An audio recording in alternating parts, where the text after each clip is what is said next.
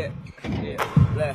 Hey, I'm back in my bag, I know they missing me. Ay. You know I go hard until they finish me. Ay. I wake up and grind, they try to limit me. Highway to heaven, you know we run high intensity. That's right. I'm back in my bag, I know they missing me. Ay. You know I go hard until they finish me. Ay. I wake up and grind, they tryna limit me.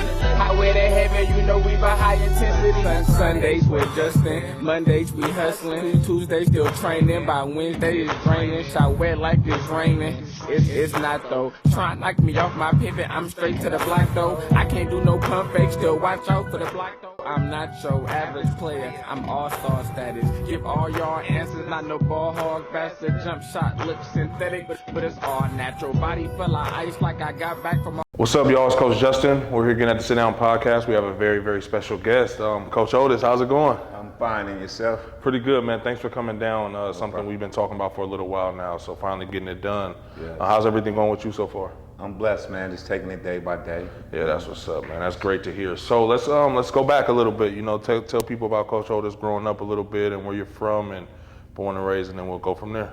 I'm born and raised in San Francisco. I grew up in Bayview, Hunters Point. Okay. A lot of inner city kids, inner city era. I grew up a knucklehead, learned the hard way. Right. But growing up, I was always an athletic kid. I loved playing sports. I loved baseball. I loved basketball. At the time, baseball was my passion, though. Okay. But I let the streets get the best of me. And I always used to say, when I was in high school, middle school, I was recruited to go to the top high school in San Francisco to play baseball. Okay. And they told me I was going to be able to play varsity as a freshman. But once I got there, they told me, yeah, you got to cut your jerry curl. And did you do it? No. You wasn't cutting it? No, man. But it was discouraging because I really was supposed to go to another high school. It was good, but when I was able, the coach came up there and actually told me, and you good enough to play varsity as a freshman. I ran home like, Mom, I could play varsity. This is basketball or baseball? This is baseball. Baseball, okay. Yeah. So I was excited. She made the change. I was looking forward to it. They had just won the championship. And the man told me to cut my hair. I'm not feeling that. I officially became a basketball player. That's hilarious. So at what age did you get into baseball? I started baseball, man, from ground zero. Yeah, early. I was really good. And the one thing that always stick to me, like I coached AAU basketball. Baseball, we played tournaments and still play baseball. And I was good. Used to win a lot of MVPs in the summer still. And it was one of the guys on my team. He ended up making it major leagues. Oh, wow. Played with the Kansas City Royals. Okay. So I actually went to a game, Oakland Coliseum, went out there to watch him play. And the first thing he said to me was, Dion, you should have kept playing. Wow. I forget that. I mean, I remember that to this day. Yeah, I bet. So that was interesting to me. My dad always used to tell me, Dion, baseball your sport. I wanted to be a basketball player, you know. So it was interesting growing up. It was an interesting path. Like I said, the streets got the best of me. I wanted the fast dollar. Found myself in San Quentin. Okay. After everything was said and done, I ended up going to San Quentin. Well, how old were you when you went there? Was it? I think I was 20, 21. You know, and I was moving fast. Man. I wasn't just in the party; I was at the party.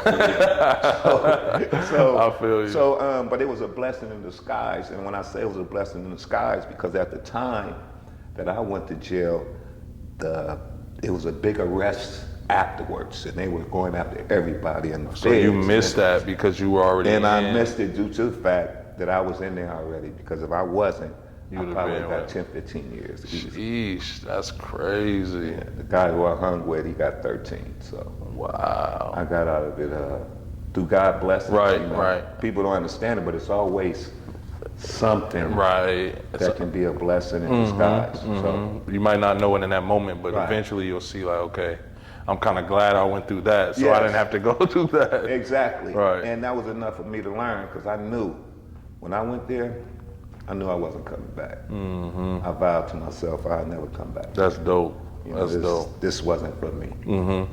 So with that being said, and I came home, went to school, college for about maybe 6 months, just get my mind right. Mm-hmm. And I had an opportunity to get a job.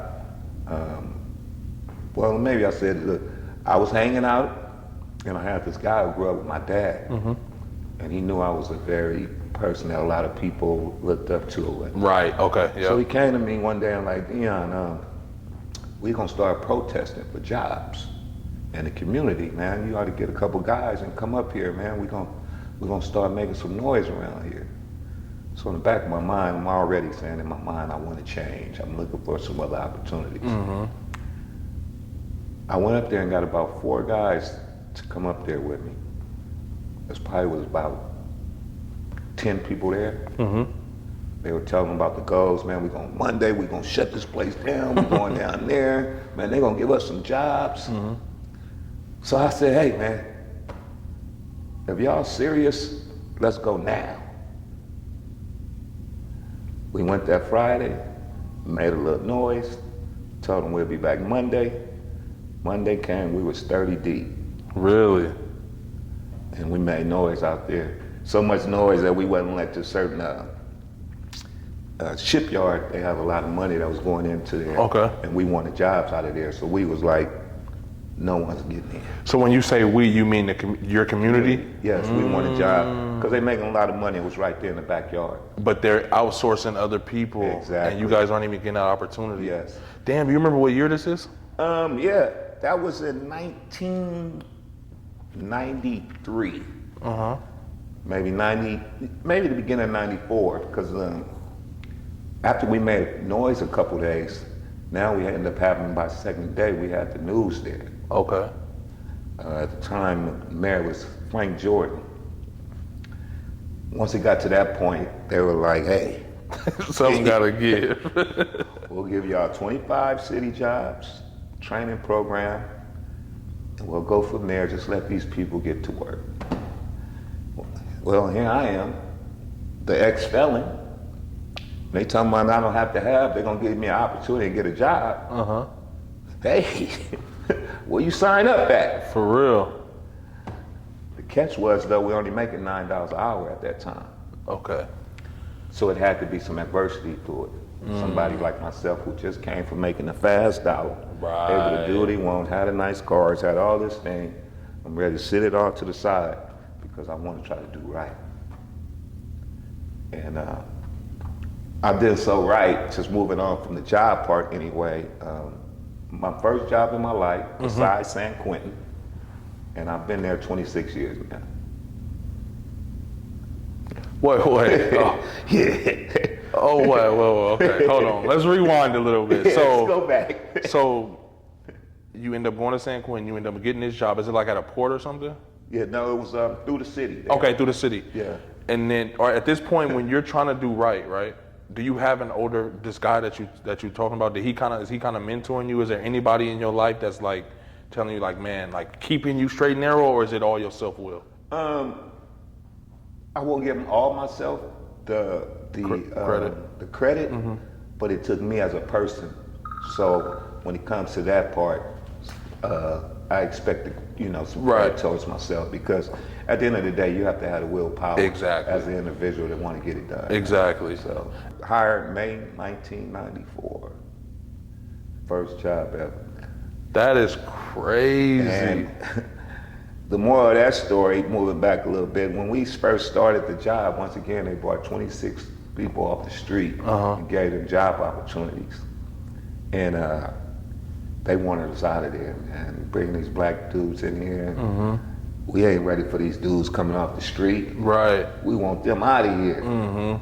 They would give us some of the worst jobs, man, trying to discourage us. And you stuck through all of that? Out of the 26, there's 4 of us now still there.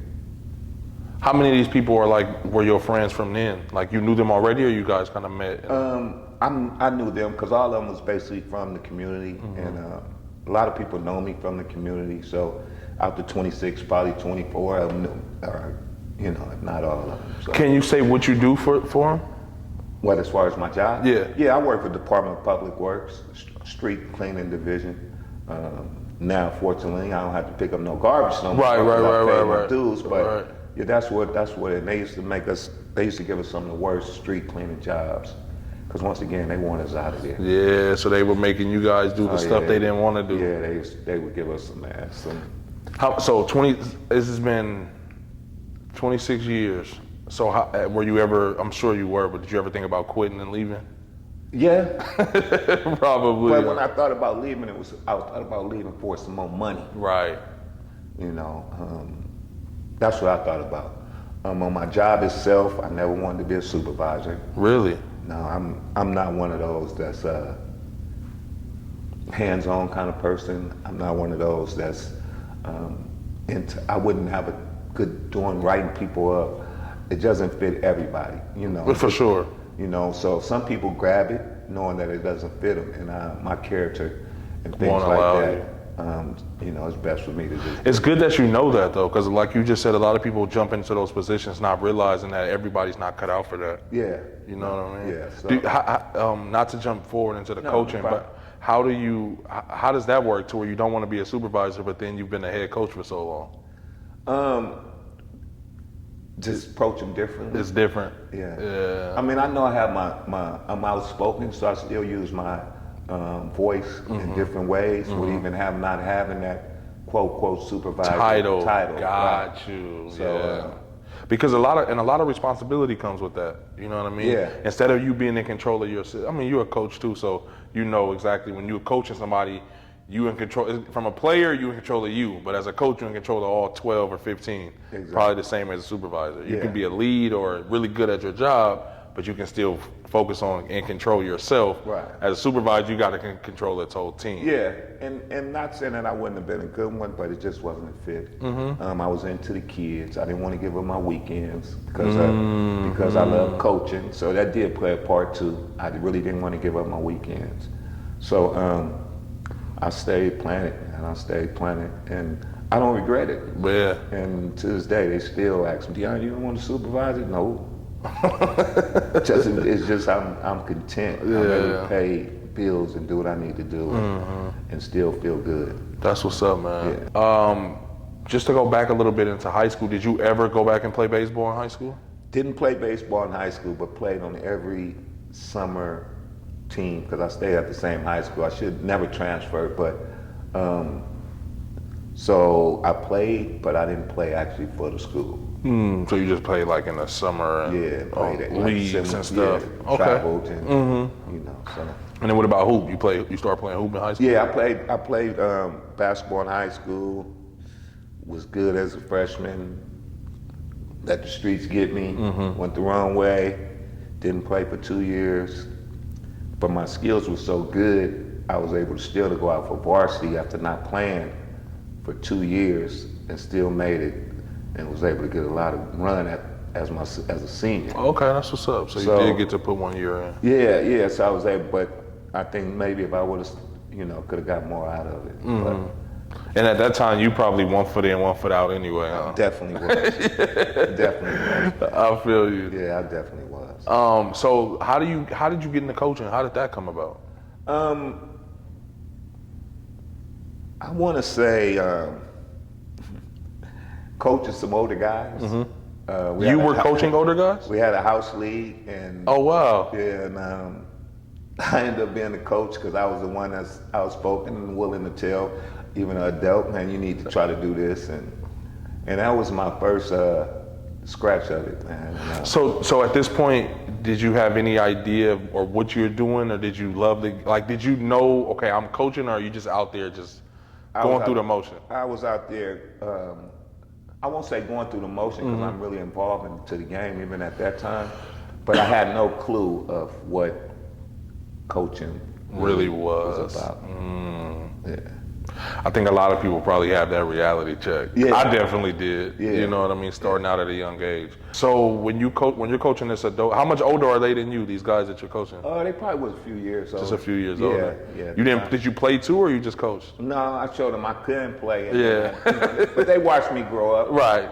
You know, actually, I think I had a hand injury at the time. So I was pushed. Once I think about it, yeah, I did have a little hand injury, so that led me into the coaching. Okay. And then, so when do you go into kids and stuff like that? How after that? Then what's next? After you coach the adult league? I had a friend who was coaching, and went to the game, CYO basketball game. And as soon as I went there, I was like, You felt it. as soon as I went, I felt it. That's what I want to do. At this point, how many years have you been coaching, or was this like shortly after the adult league coaching? It was shortly after, maybe a year or so after.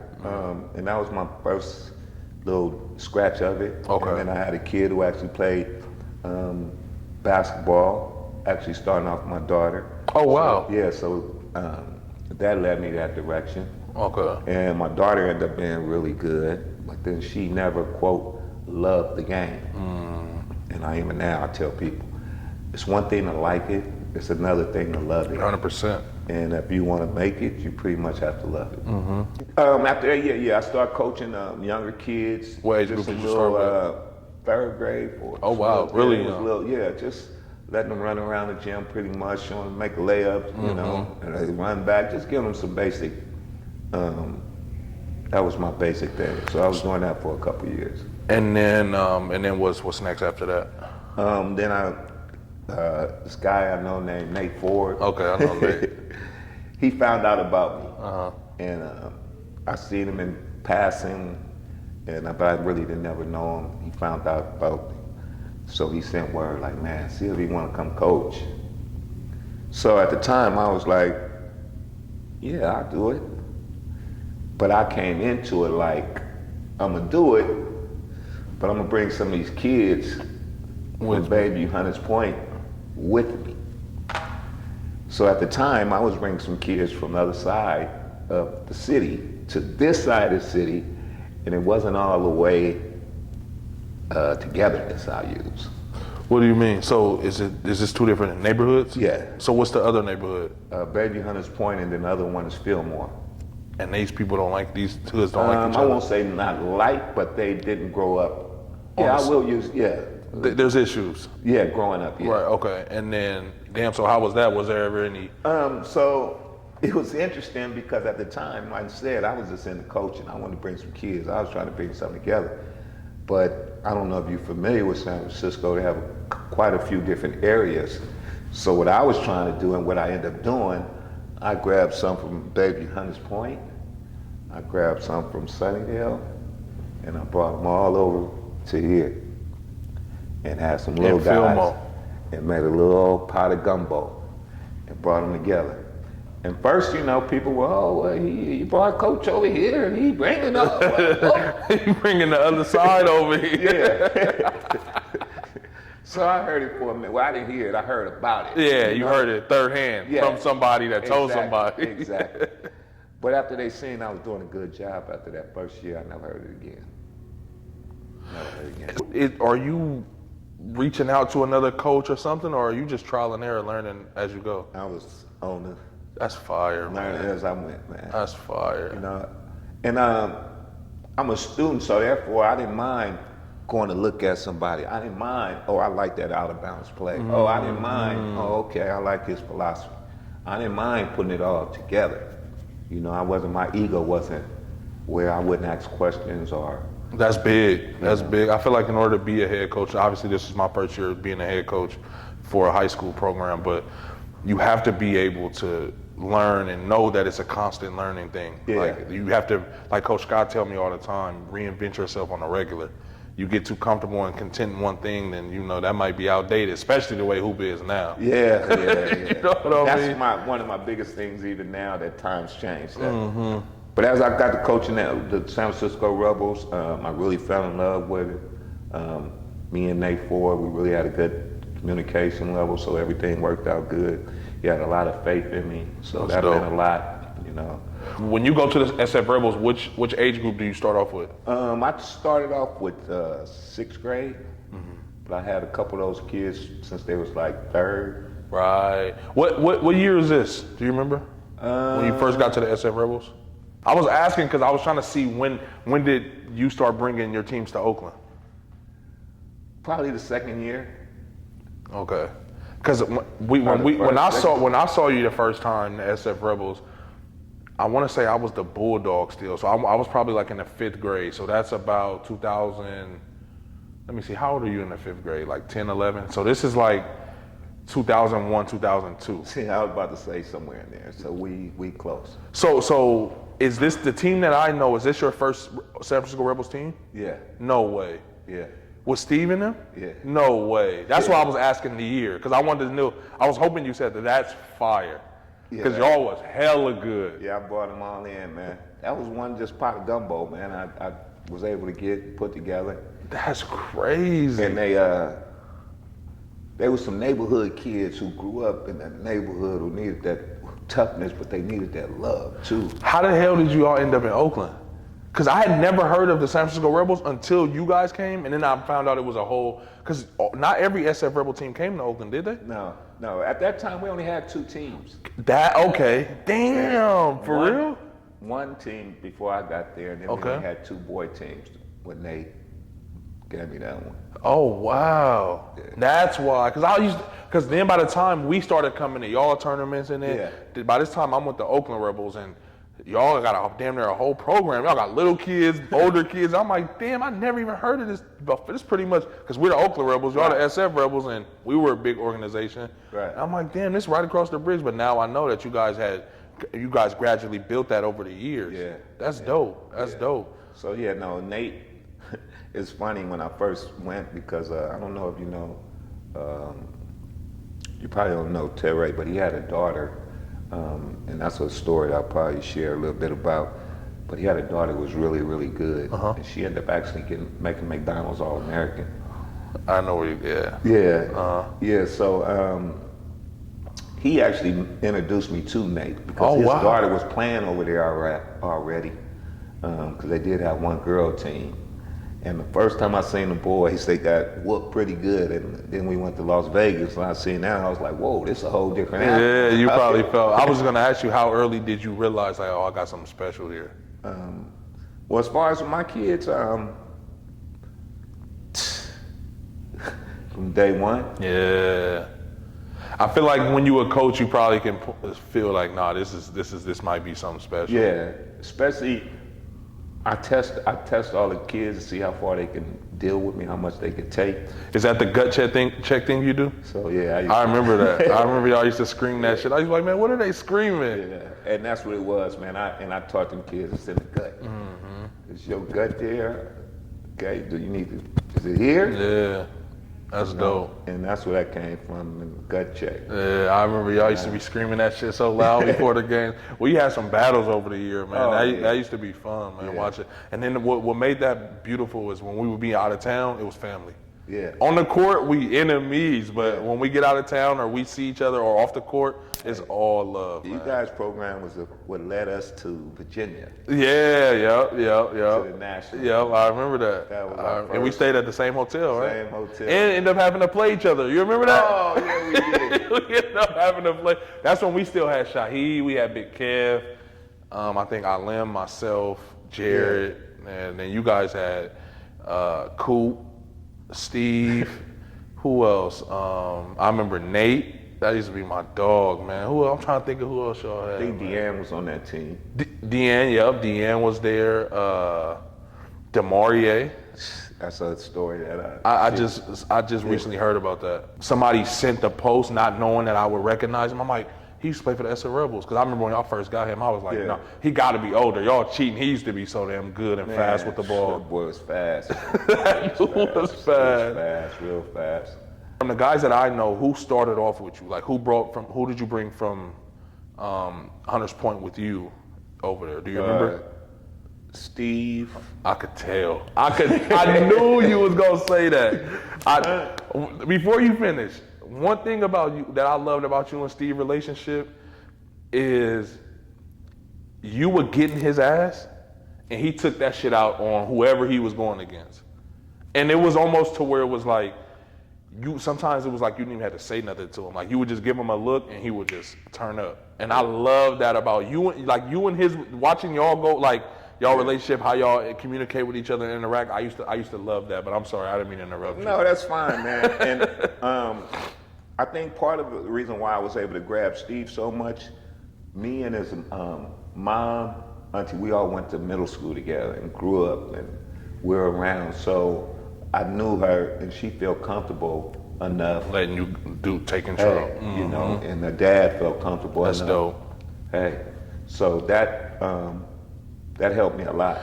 I think that's something, and I want to touch on that because I think that's very important. You know, when it comes to parents and letting coaches coach, like you have to let a coach coach your kid. Yeah. You know what I mean? Like if you only give me a certain amount of rope, then I can't really tap into all of that potential. Yeah. But if you let me do me and let him know it's okay to buy into me, then this can be better. So that's dope that you said that. Yeah.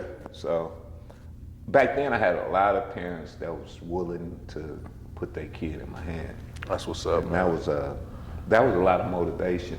And that's a testament to the type of person you are too. Yeah, it kept me wanting to do it, to know that I had the support. And then when I was able to get them all together, it just really was. And you know what? I knew I had some good kids, but I guess a light really came on, I guess the 9th grade. We played the Oakland Soldiers. This is when I remember. And they wanted, they knew they was gonna win the tournament so much, man, that we ended up upsetting them, and they didn't even have a trophy or nothing for us, man. They didn't feel like we was gonna win, man, and we came, and Steve, man, he put it on them, man. And see, that was one thing about y'all, man. It never felt, y'all, because we had our run-ins too. You know what I mean? We had situations where it almost turned into a team fight, because it got scrappy, but that's how passionate we are.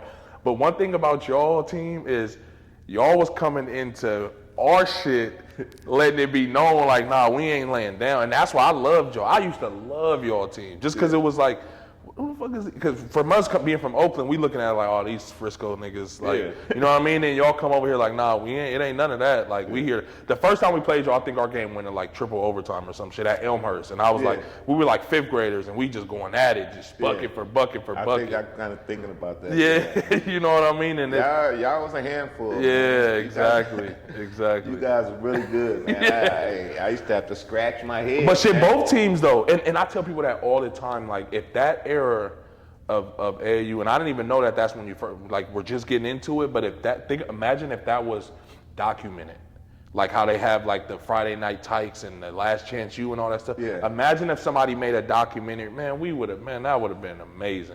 And I look at now, man, imagine if these kids had the training and all this opportunity. Can you imagine if you guys had it would have been different, man.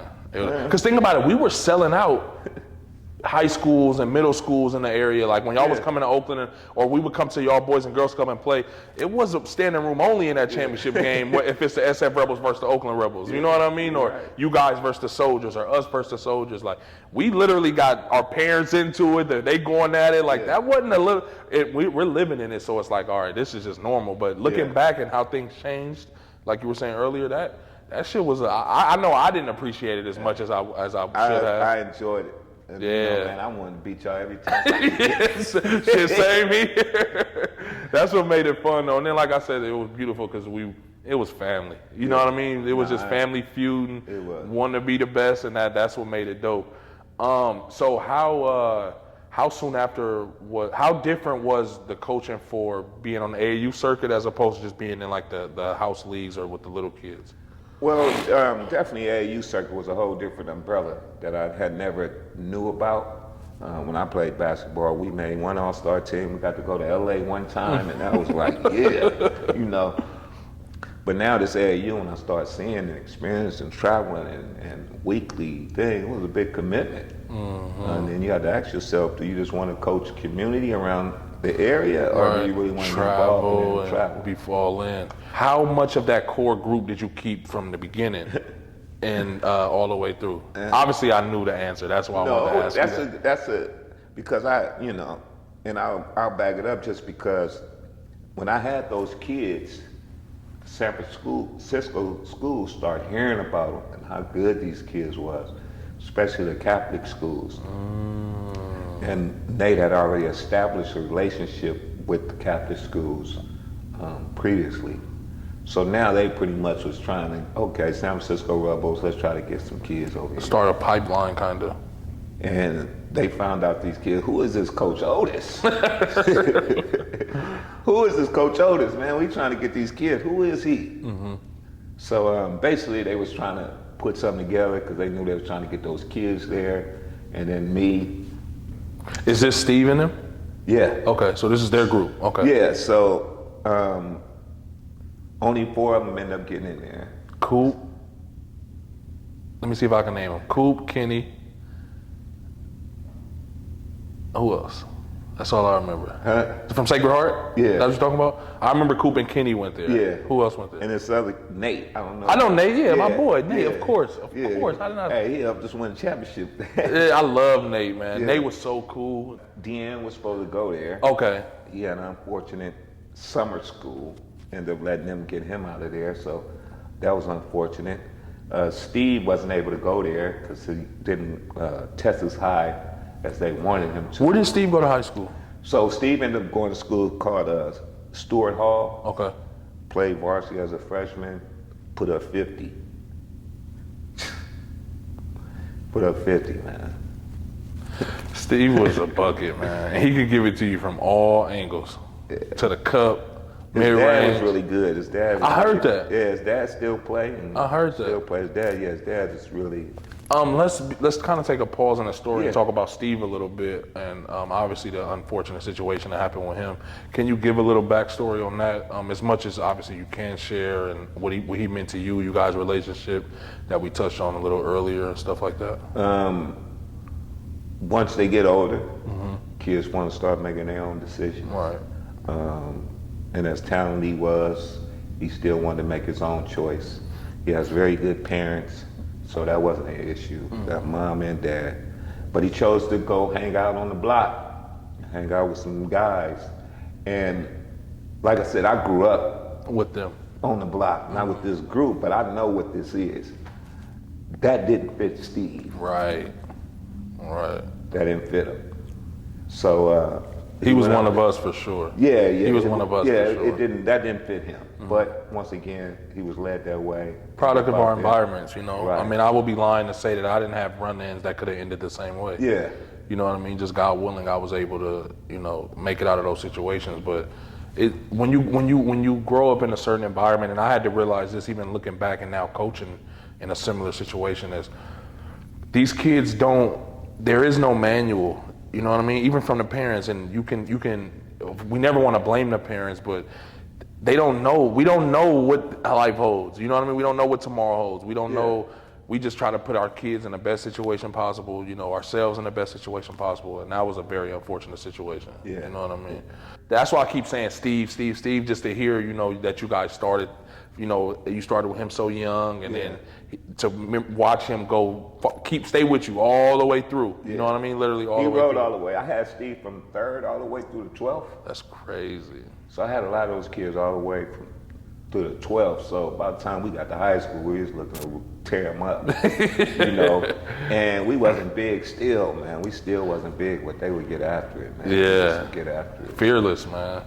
Yeah. Scrappy as hell, man. Y'all used to play so damn scrappy. Yeah. How is that, man? That's kind of like the dark side of it. I experienced it my very first year coaching with Scott up at Fremont. We had a kid named Ed, man, who it's almost one of those similar situations where it's like you can almost see the potential of this type of thing happening. But when it happened and Scott called me, I didn't even think I would be affected as much as I was. I was just like, my first year coaching, period. Yeah. And I have a kid die to gun violence. Yeah. You know what I mean? I'm just like, bro, what the this kid didn't even, literally, it was like the season ended, he didn't even make it to graduation. Yeah. before he passed away. You know what I mean? And let's talk about that, because I think that's something that's very needed to be talked about when it comes to you know, coaching in the inner city. Like sometimes that is a possibility. You know, somebody staring down the wrong road, or sometimes it can be innocent bystander getting hit. So just touch on that and how you kind of deal with that. Briefly, I've always tried to teach a kid through my experiences, try to teach them things through other people's experiences that I know, even if I bring them in just to talk to them. And out of that group of kids, unfortunately, it was 3 of them ended up going to the streets. Out of all the kids, out those 3, 2 dead, and 1 went to the penitentiary. So out the 3 who decided out that group to go hang out on the block, that was their consequences. That's crazy, man. Yeah. And then it's like being a coach, or you know, sometimes father figure or mentor figure to these kids, these young men. You can't be with them 24/7. Right. So when you are around, you can help them make those decisions. You know, don't go hang out, come to the gym, or go do this, go do your homework. But when you're not around them, it's only so much. You know what I mean? Exactly. That's the part I think is not talked about enough, especially being in the inner city. You know what I mean? Because then you have these hard-nosed kids who've been through so much, and you got to get them to buy in and trust you. For whatever reason, they're in these circumstances, and then somebody like yourself comes in their life, and you know, there's just like there's the bad ending of the stories. There's plenty of great endings that you have. You know what I mean? Which is from high school coaching at Sacred Heart. Like I said, their scenario was the same thing. They heard about me. They wanted these kids. Let's bring them in. Offer me a freshman A job. But the funny part, and this is the thing why I'm going to share some of this with you, because it's still, I think about it regularly. They looked for me to coach at that school. Once again, private school. You know, Sacred Heart is really a known school as far as that. They came and asked me about coaching. Gave me an application. Get to the application, filling it out. Are you an ex-felon? Yes. I mark yes. Fill out the application, get to the interview. Lady, you've been a felon before, huh? Yes, my previous life, years ago, I had this. Oh, no problem. Next day, they called me, give me the job. My first 2 years at Sacred Heart, I coached freshman A team. I went 32-1 my first year, and 31-2 my second year. So they brought me in there to coach.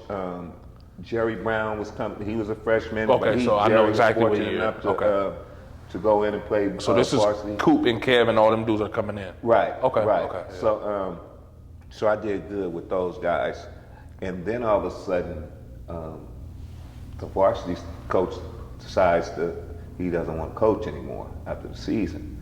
So after 2 years, I'm like, man, all over. About a month later, they hired a coach named Daryl Barber. Okay. Black brother out of Palo Alto. So they hired him as the head coach. Okay. I was honored and happy for him. In the back of my mind, I'm like, damn. Right. Y'all don't see me over here. Right. So it was funny. But anyway, I was just ready to move on anyway. So about a week or two later, I get a phone call. And it's Coach Barber. Hey, I'm Coach Barber. Introduced himself. Had a nice short talk. You know, I want to offer you, I want you to be, they told me about you. I really want you to come back, coach the freshman A team. Stop right there. I'm not looking to come back and coach the freshman A team. Now, if you want me to come help you on assistant on varsity, now we can talk. Right.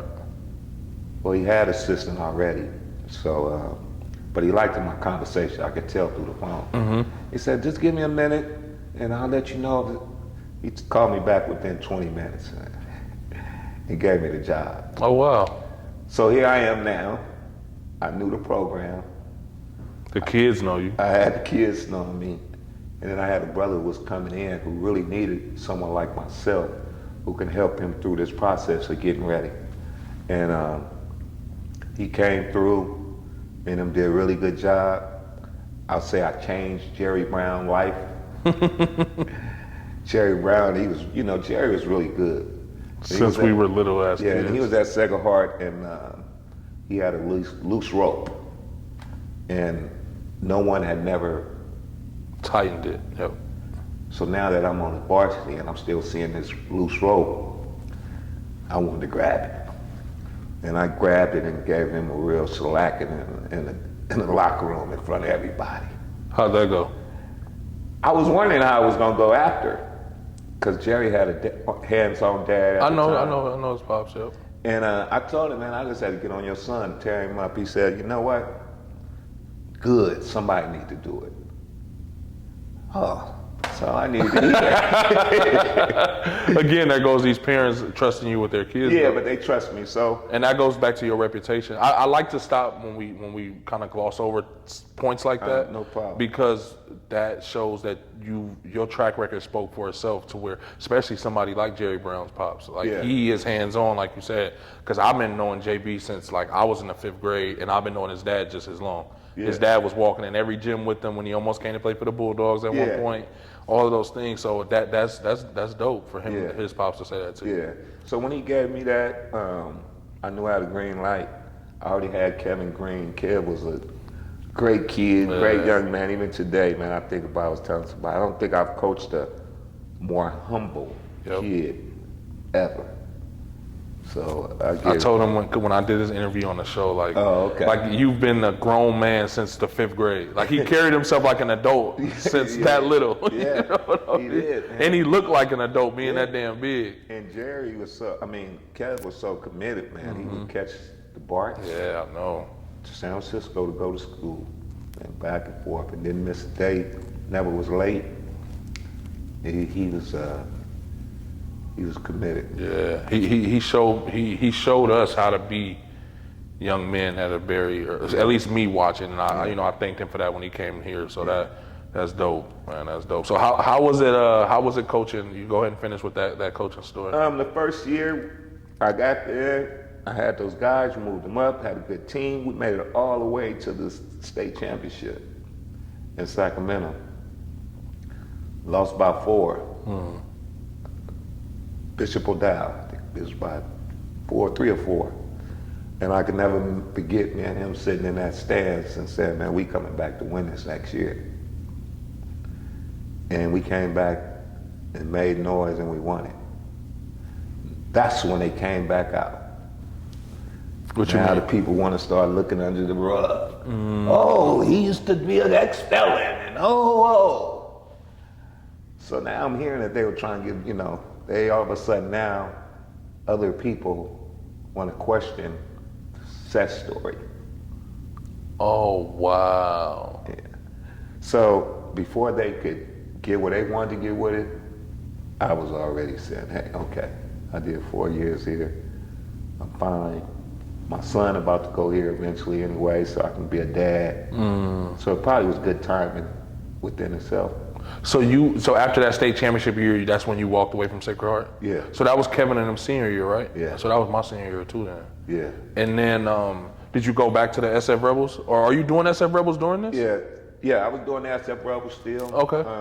And then once my son got to that, I stopped coaching altogether. Really? For how many years? I wanted to be a dad. So from his high school, 9th grade, I didn't coach all the way until, even when he was in college, I waited.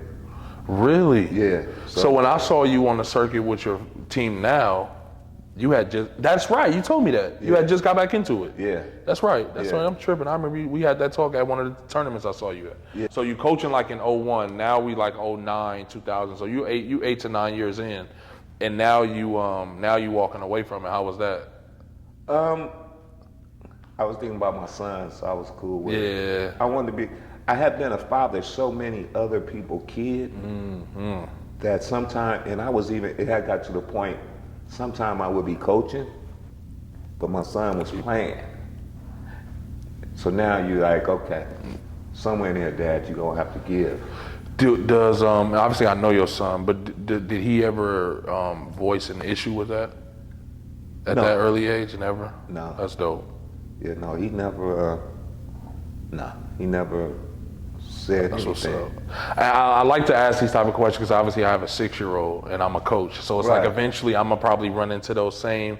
You know, I talked to Coach Scott about it. A lot of guys who I knew who had kids who hooped as well, or even if they don't hoop, like you gotta balance. You know, make sure you're doing it the right way. So that's what's up. Yeah. So did you kind of make that decision on your own? Did your wife kind of push you towards that? Or? No, at the time I wasn't even married. It was Okay, not- okay, yeah, that's what's up. you know. That's what's and up. then he was getting there. Well, actually, another reason why I stopped coaching because I also was before that I was helping out and I was coaching him in AAU basketball. So I had another little group that I was trying to get going. But he was getting older once again towards high school, and he barked back at me. I don't know why he barked back at me. Because I took him in the room and barked back at him. Showed him who barked the loudest. Yeah, I had to let him know. He was forgetting that for a minute. But he got it together. But right then I knew I didn't want to coach my son no more either.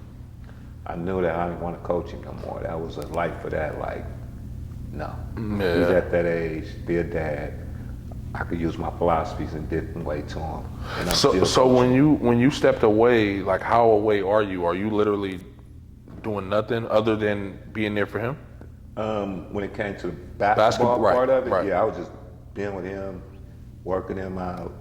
You know, if you got a friend, we can go to the gym with us. But yeah, I know you missed it though. Did you miss it a lot? Actually, I didn't at first because I felt so good at being a dad that More I had time on your hands. Right. I always was a good dad. But Right, of course. But that part of it, it felt good to be able to just sit there and be a dad.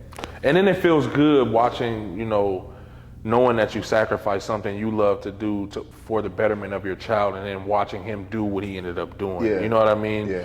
Going to college and, you know, being good in basketball. So that had to be rewarding.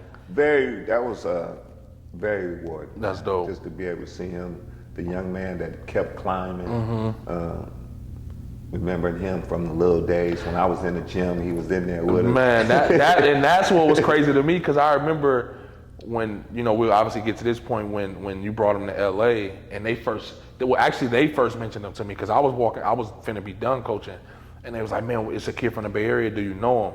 As soon as I saw him, I was like, what's his last name? And they said it.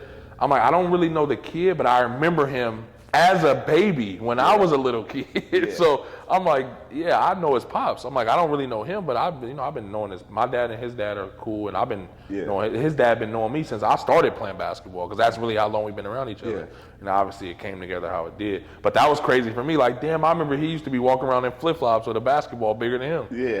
And now he in college, you know what I Yeah. mean? So that was dope for me to see too, man. Yeah, so I was happy about that. And hearing how great of a dude he is, man. I've heard nothing but great things about him. And they wanted him to, you know, he had some low school offers that he probably could have got early on.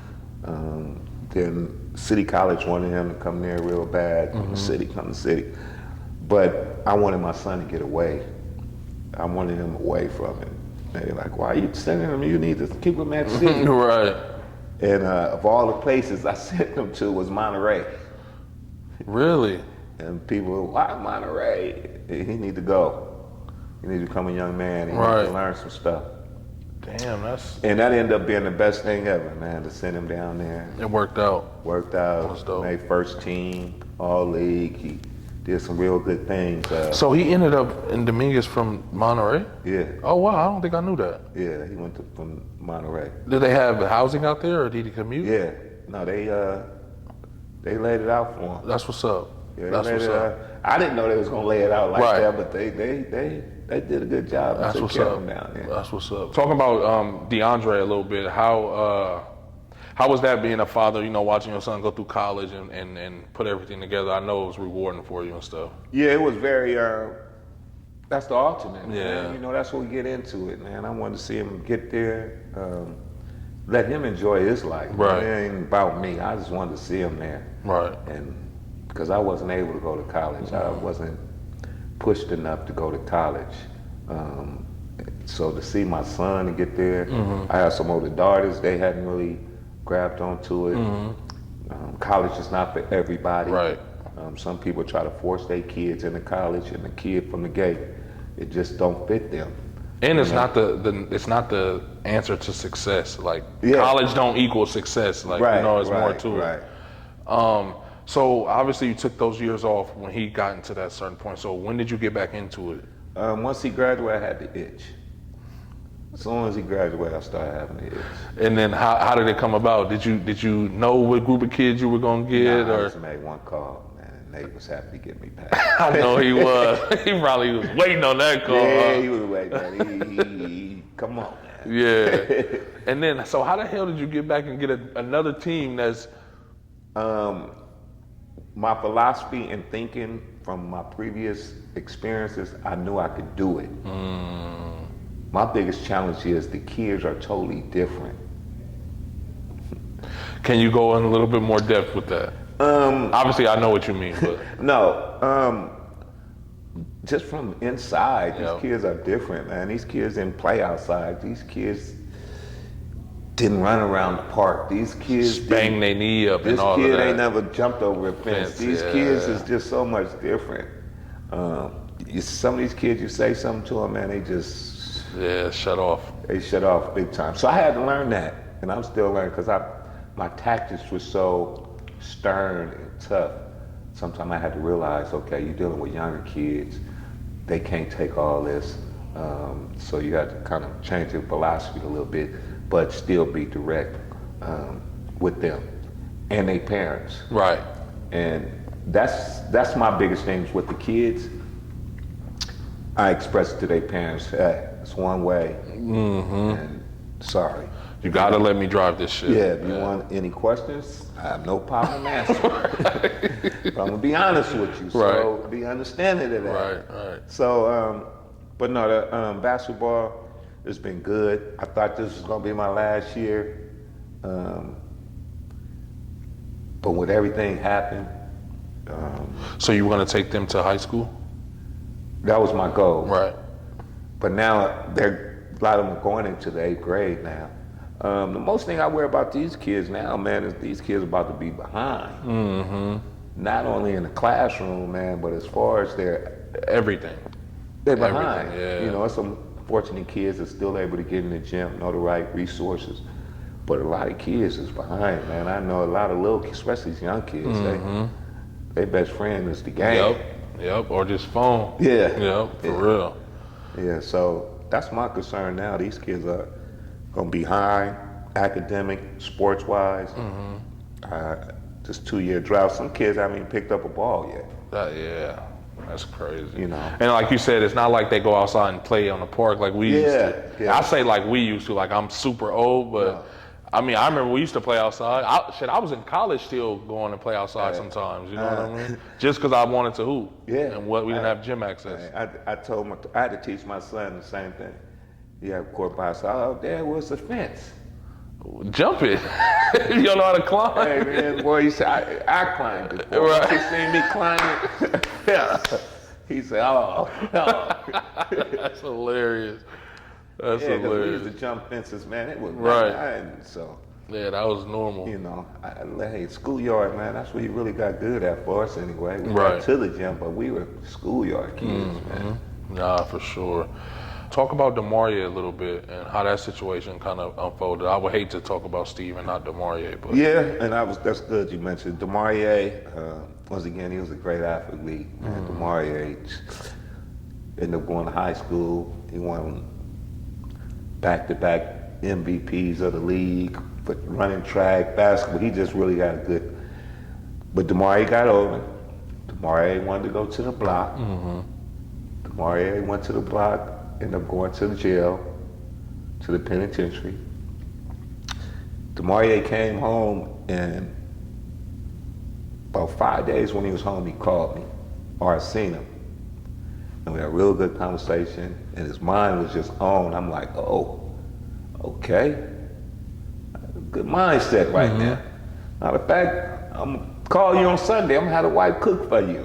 I brought him to the house, and we really had a good time, and I thought I really was leaving up out of there, you know, like, okay, he ready, I had to get it right. And 5 months went by, I seen DeMaurier, and he was still laughing, smiling, and he was like, yeah, Coach, I'm supposed to get a job, I'm supposed to be getting this job. So I was like, good. Well, DeMaurier had some friends who tried to get him a job, and DeMaurier didn't show up to the job that day that he was supposed to get hired. He wasn't able to show up for whatever reasons, and the next day we get a call that he's been murdered. So, and he got murdered by making a bad decision, though. So I'm not gonna just like, he made a bad decision that led to that. I kind of heard the backstory of it. Yeah, so, but those few days later, man, he was that easy. Get yourself caught up in the bull. Now these streets, once again, these dudes, and these kids now, these young men or whatever you want to call them, everybody's playing these games. People playing these kill your man games. Not everybody playing basketball. Everybody want to shoot the building, and you know, I don't play them, but nah, for real, it's a lot of gun games, and these youngsters now take that mentality to the streets with them, and they think this is how it's supposed to be done. Yeah, man, it's crazy how, you know, these streets, they don't play fair, man, and it's no restart button. On a video game, you can restart and your life start over, you know, but it ain't nothing. These streets are real, and there's no structure. Just youngsters out here pulling triggers. And temptation, man, it's so. Even my son got the college degree. You know, you have it, but one is how effective are you going to use it? And two, you're still in the neighborhood, and if you don't get it right, man, it's easy to be with the wrong person and get caught up. Even though you could be the great kid, but you have friends who are involved. So therefore, it's so easy to get caught up in this society and the stuff that's going on, man. So even with my own son, I'm still concerned, still worried, and he grown. Rightfully so. Shit, I'll be 30 soon, and I'm worried. I don't stop at certain stores. I don't go down. Just because it's like, I don't even have time, man. If it's too many dudes standing in front, I'm going to the next store. I'll keep going. It ain't even worth it, man. I could swallow my pride. But man, I was let me think of a couple more questions for now. What you're doing? So now your kids are, you said, about to be what, 8th grade now? 8th grade now. So how many more years do you think they got in you? My plan really was I was going to back out after this year because I didn't have the same itch, and then I started. These parents are so different. You know, it's like coaching with restraint. You can't even be yourself. I'm not here to babysit. I want to coach and coach authority and try to teach your kids the best way I know how. And you want to be you. You want to do it being you. So therefore, I said maybe this man might be the last year. And then, unfortunately, the DeMaurier thing and the guy who was involved in that, because they both ended up dying, his son played on my little team. Wow. So it is, I had DeMaurier, he gone, and now here's the man who other day passed, I have his son playing. That is crazy, for me. Man. So now I'm talking to this kid, now I have to be a father. Well, I don't want to be a father. I know what you mean. I have to be a different kind of figure to this kid. So I did leave him with, man, if you want to come back, I'll come back. That's good. That's dope of you, man, to do that. So I said, if you can come back, I'll come. And unfortunately, right now we haven't. It's been almost a year and a half. So I hope I can keep the itch in. I know, right? Yeah, so, you know, but yeah. And I never give up. I just, like I said, I had a situation just recently with a kid who I coached for the last 4 years. He has some home situations. Me and my wife tried to get him, put our hands around him. You know, things didn't work out like we really wanted it to. Right. But the work don't stop, man. I'm still looking to give back. I'm still on the internet looking for people to give stuff. I still go around and. Just today, I went and got some. They have a lot of places where they're giving out food for the kids. Well, adults too. And they have a lot for the weeks, and a lot of us African Americans don't take advantage of it. Right, because of the look. Other races, the line and the line, they getting their stuff. They're Asians, they there every week. They hitting 2 or 3 spots, but we too good for it. And actually, some of the stuff be some good stuff. Right. You Yep. know, Yep. I mean, who don't need fresh fruit? Who don't need certain things? So, what I find myself doing is I go grab a couple bags and I give them to people in the community. That's what's I up, give man. them to a lady who got a couple kids. I have a couple people who really appreciate it. That's what's You know, up. So that's one thing I like to do. Still finding different ways to give back. That's dope, I'm man. on That's the dope. Facebook. I find out about a job. I'm always trying to post, and That's what's up, man. my heart is there, man. Yeah. At this point in my life, I just try to give back, man, and stay content. Right. Stay out the way. Yep. You know. Yep. Keep pushing. Well, man, I want to thank you again, obviously, for getting this done, man. And really dope stories. Always dope when we do run into each other, and chop it up. It's never like we missed a beat, because like I said, this is like family. We've been knowing each other for so long now, and you watch me grow up, and you know what I mean. And me knowing you for so long, you know my dad and our relationship. So, man, I want to thank you again for everything you've done, everything you continue to do. Obviously, coming to do my platform, inspiring everybody. Even me hearing that you've been in this one job for all these years, and you made a mistake, you bounced back, you stuck to it, and then you gave back. You know what I mean? That's the dopest shit. Like, that I love to hear, because we don't hear that type of stuff. I never knew that about you. I just thought you was Coach D.O. You know what I mean? Like, just another dude from the hood who coaching hood kids like I was coached, you know what I mean? So we don't ever really get to hear the backstory, so that's why I want to do stuff like this, because people like you who, you had some bumps and, issues and whatever, kids or whatever, like you still, made an impact on a bunch of people's lives. I never even played for you, and obviously I have the utmost respect, and I know from my in crowd of friends from the Hoopers, we all look at you the same way. Like you and your group that you was bringing to Oakland, we all respect y'all. You know what I mean? And you know how we give it up. We ain't letting anybody in. I know. And you guys are the same way though. That's why it works. Right. That's why it works. If you ain't good, we not getting Yeah, exactly. You gonna have to prove it more than once. Exactly, because y'all got lucky, so it was close. But then you're gonna have to show us a couple times, man, that you belong in this circle. Yeah, man. But with that being said, though, man, I'm proud of you. Thank you. Thank you. I was proud of you growing up. Right. When I seen you down there coaching, my old bright big smile on my face. Not only because I was trying to get my son there, just to know, once again, I watched you grow up, and to see you that went there and you was coaching college basketball, I was like, okay. Yeah, man. That's what's up, man. I appreciate that for real, man. For real. Me and your dad, man, we go softball. I know. I just interviewed a young lady on my show who she's in the tech space or whatever, but her dad and my dad know from softball, so we kind of talk about that on the show. But what's crazy is I don't really understand how that works, because I've never got to play baseball, right? I was about to play baseball, but then I tore my ACL as a freshman. But I love the sport, so I don't really know, like basketball. I study it, so I really know everything. I think, at least. Yeah. Baseball and football, whatever. But I love watching it. Yeah. Do you still play softball though? Nah, we had a flashback game about, I guess, beginning of the year. How was that? And you still got it? I still got it.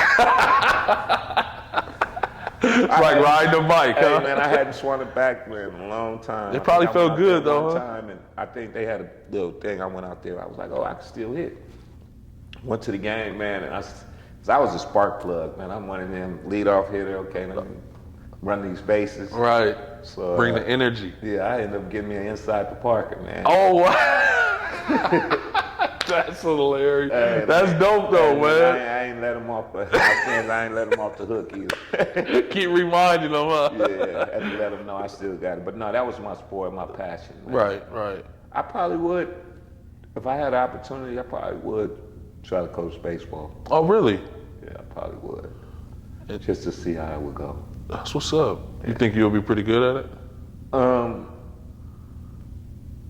Yeah. Of course.